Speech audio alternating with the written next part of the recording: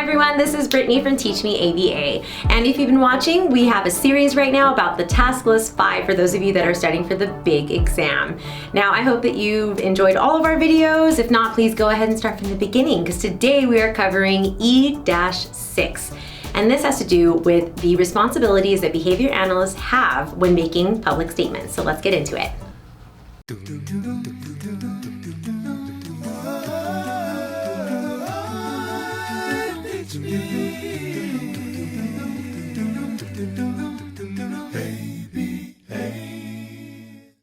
As always, you need to protect the privacy of your clients when making public statements. That is top priority number one.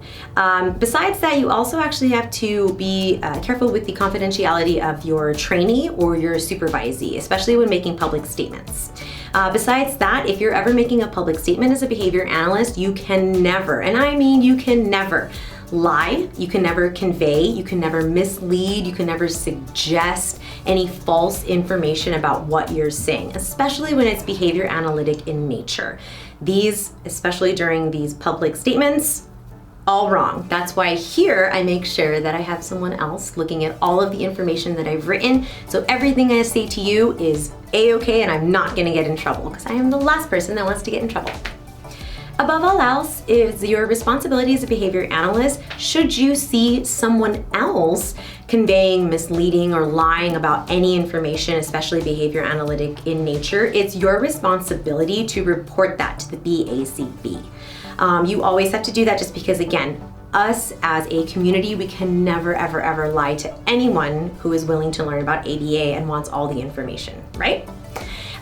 You also need to make sure that as a behavior analyst, you need to comply with property law. So anything that's trademarked, you can never ever claim it as your own, especially during presentations, if you're at a conference, if you're doing a lecture, if you are in front of a lot of people on YouTube, you always have to make sure that you are saying that this is not your property and you can't use it.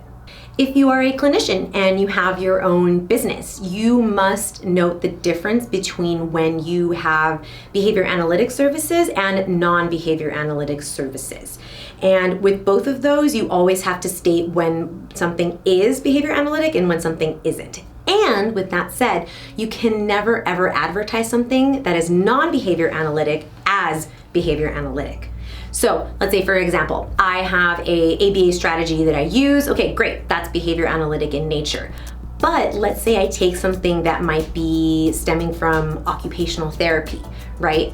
I can't say that that is behavior analytic in nature, because it is not. That is a different kind of service, and that's something that I also have no professional background on, so I cannot do that. Make sure you do that. Now, talking about consent with our clients, if you are trying to advertise for your business, you must always state whether it was seeked out, meaning there is compensation for that client. You also can never, ever, ever really be using a current client. It needs to be someone that is a past client, or someone that is no longer working for you and there's been at least 2 years since that client or that family has worked with you. If you are advertising for, having more clients into your business, you have to state that you have paid this family or paid this specific client. You can never ever fabricate whether or not someone has been paid or not for their information. Now, once again, let's say that you're a business and you want to advertise using your client statements. Let's say they say, oh, this company is great. Even something like that, you actually can only have those kinds of client statements from a family or the actual client if they are your former clients. They're never ever supposed to be current clients. So please keep that in mind when you're trying to advertise about your business or you want to bring in more business. Now, a bit of a caveat with that.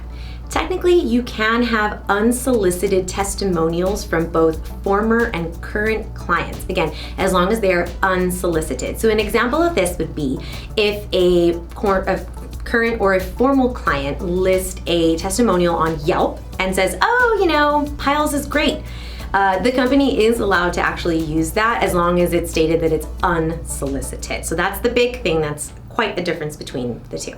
Last but certainly not least is social media. So whenever you're on social media, you need to make sure that you can never, ever, ever post anything on your personal account. So I myself have my own social media accounts and I never disclose any information about any clients, right? Seems a little bit obvious, but it's really good to go over this because this is a part of your ethics and there may be a question on your big exam. So when you use a professional account, you're just gonna have to abide by the rules that I mentioned, that I discussed earlier. So the difference between unsolicited and solicited testimonials on your professional account. But even on your professional account, you're never ever allowed to disclose client information. You can't even disclose client images. And so those are kind of big ones that you need to make sure of. Okay, so I hope that I've given you a lot of information. For anyone who is not in the field, I hope I've given you a good open eye experience to what it's like for us as behavior analysts when we make public statements. If you have any questions or concerns, please write them down below. We'd love to hear from you as always. Please like, subscribe, and share, and I will see you next time.